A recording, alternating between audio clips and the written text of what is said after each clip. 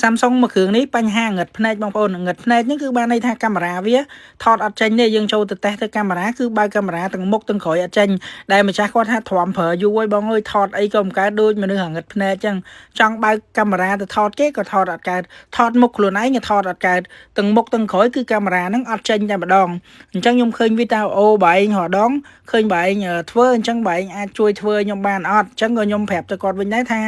ពពួក Samsung តតទុកពេលវេលាខ្ញុំតិចចឹងណាឥឡូវនេះខ្ញុំអត់ចាំយូរទេយើងធ្វើការដោះបបាយគ្រឿងវា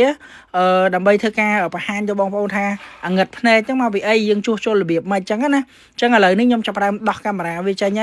ហើយទៅត្រួតពិនិត្យនៅលើម៉ាស៊ីនដោយសារតែវីដេអូនេះដូចខ្ញុំបញ្ជាក់អញ្ចឹងគឺខ្ញុំរៀងកាត់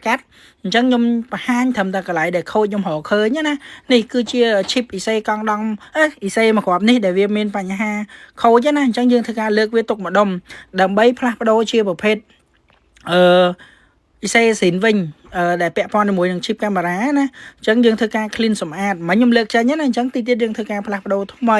ដែលជាប្រភេទដែលយើងដកចេញពីគ្រឿងកាប់សាច់ស៊ីនមកបងប្អូនអញ្ចឹងឥឡូវនេះយើងធ្វើជើងធ្វើអីវាស្អាតដើម្បីត្រៀមផ្លាស់ប្ដូរថ្មីដើម្បីឲ្យដំណើរការកាមេរ៉ាមុខកាមេរ៉ាក្រោយវាដើរដូចដើមវិញអញ្ចឹងនេះបងប្អូនយើងចាប់ផ្ដើមធ្វើការដាក់ថ្មីចូលហើយនោះអាចាស់នៅជាប់ហ្នឹងបងប្អូនអាចាស់ដែលវាខូច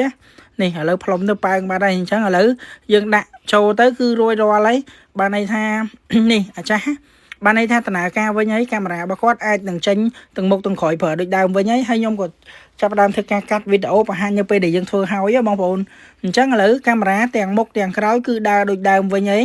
វាលែងមានបញ្ហាល្អួលអត់ចេញគាំងដូចលោកមុនហើយ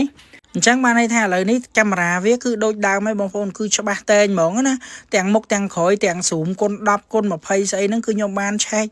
ជូនគាត់មកស្អាតទាំងមុខទាំងក្រោយណាហើយកាមេរ៉ាមុខអីចេញច្បាស់ដូចដើមអរគុណច្រើនមែនតើសម្រាប់បងប្រុសដែលចូលចិត្តមើលវីដេអូខ្ញុំ